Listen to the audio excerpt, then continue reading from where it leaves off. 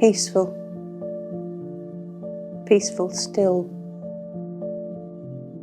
silence. Except the sound of the ticking clock.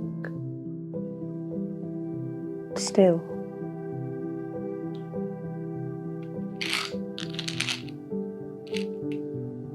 Peaceful. I wish my mother had had peace. She had a terrible life. My mother never had peace. She was Italian. Rosie Gabriella, born in Padua, Italy. She met my dad Bob during the war.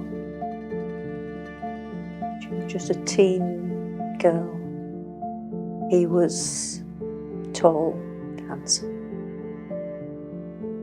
So they got married and she came to England, the north of England. He was a northern man, northern Bob, very tough. Gave her a terrible time. Kept her away from her family, so she couldn't see anybody.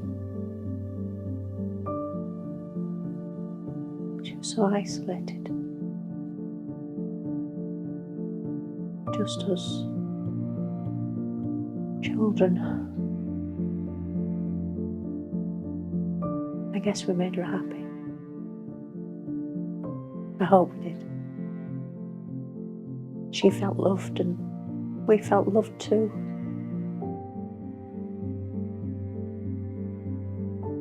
But my mum, she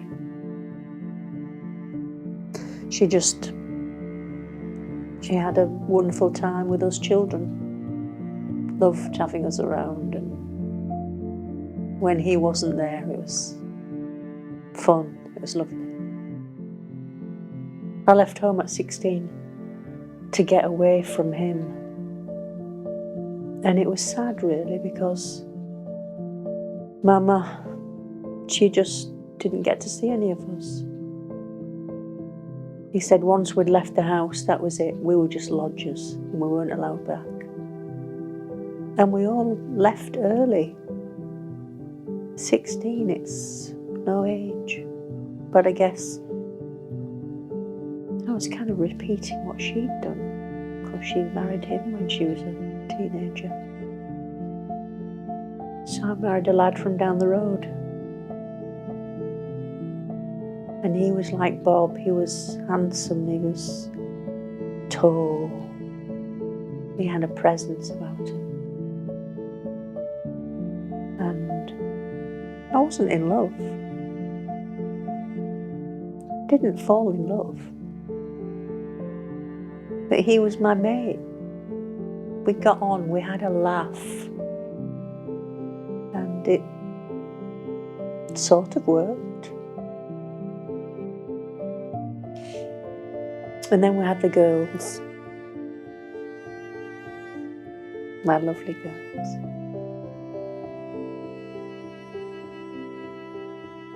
Joni and Judy. Joni after Joni Mitchell, and Judy after Judy Collins. I was a bit of a hippie, lovely music. I guess I was like my mum really. Just loved being a mum. Just fantastic. Nothing like it. Nothing like that wonderful feeling of maternal love. It's like falling in love when you've had them in your arms. Amazing feeling. Nothing like it. And we used to play together and then do picnics. I'd go on the hills. We knew all the wildflowers. Life was amazing when it was just me and the girls, and then he'd come home and he was like my father. Such a controlling, bullying man. I went back to teaching I loved that. I was a good teacher. There's nothing like giving knowledge to young minds and watching children grow and gaining confidence. It was in the time of Section 28, which meant you couldn't speak about LGB issues, or it was called a pretend family situation. I remember Margaret Thatcher saying that. They feel they have an inalienable right to be a family. Well, love is love.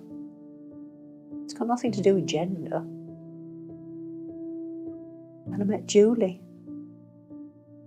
in the same school. She was in our department. I knew right away. It was instant. She was just amazing. And then I knew what falling in love felt like. It was like you wanted to shout and tell everybody and just blossom. It was an energy, being in love. Real energy. And then the girls looked like my sister Frankie. We were close. Frankie and Val. Everywhere we went together.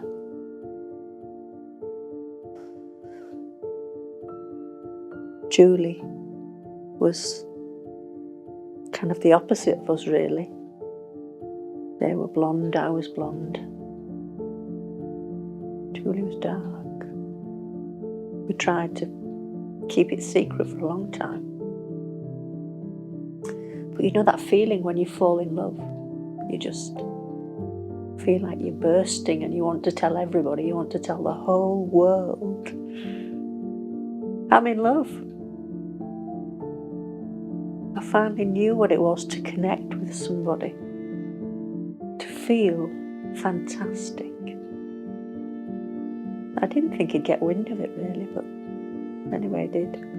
Bob, bloody Bobbin, he got worse. He found out he got worse.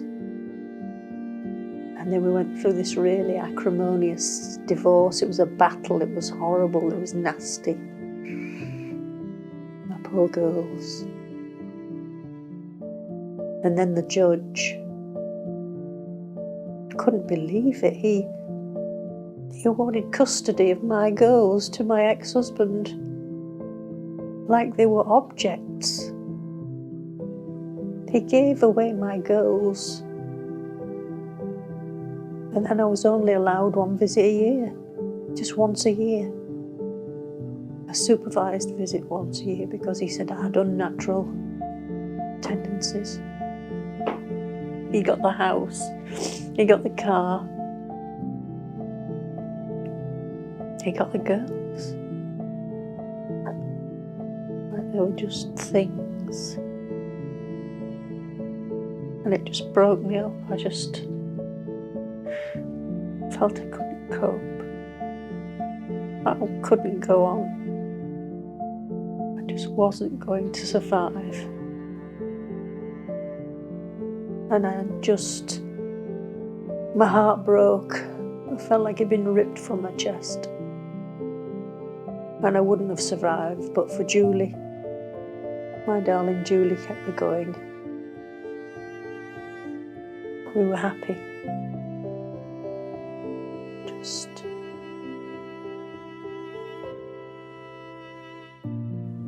We were just happy, but sad, very sad.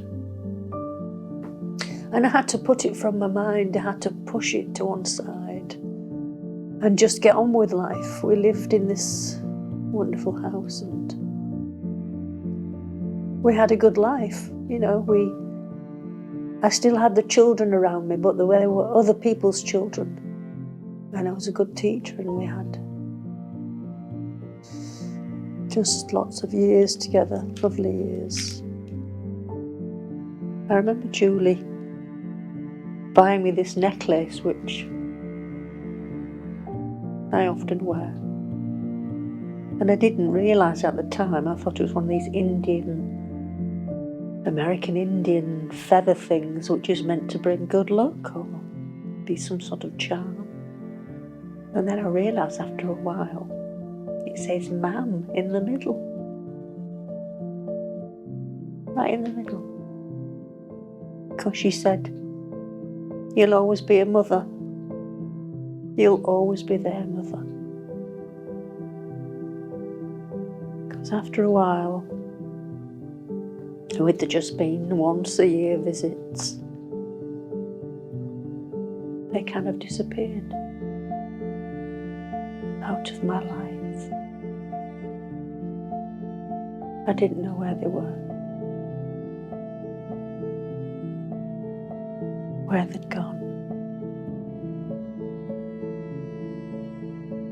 Nothing. It was just silence. And that broke my heart again, like I'd been judged. I know I wasn't the only woman going through that. There were lots of us out there, the unsaid. Women who lost children and seen as bad women, bad mothers. But Julie said I was the best mum. She said, "We've got each other, and our love is special." And then she got breast cancer. Horrible. And there's this silence,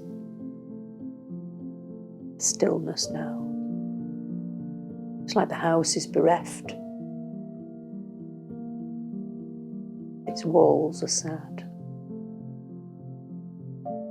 It's cold. And it's just sad and empty. You ask, was it worth it? Years ago.